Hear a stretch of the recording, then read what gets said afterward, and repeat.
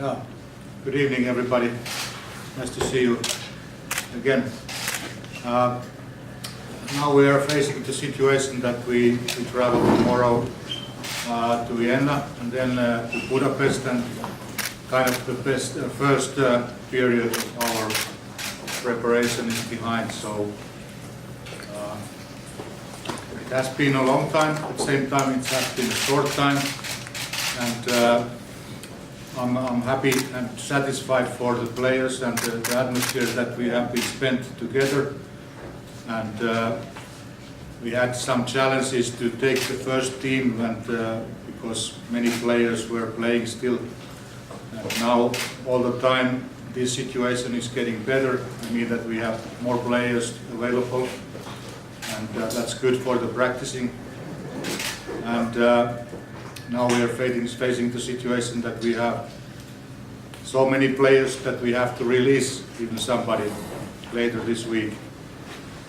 But we are not sure which players are coming and which players are going.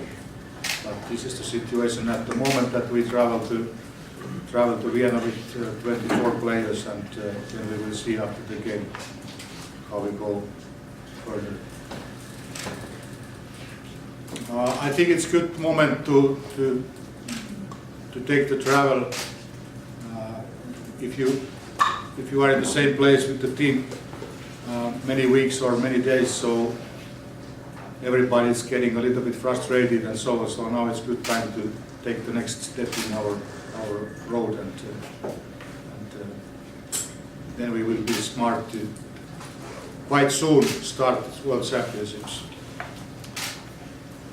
About the roster, these players who are here now, they are the candidates for the team, and like I told, so there will be some candidates also maybe coming later, but I cannot tell details yet.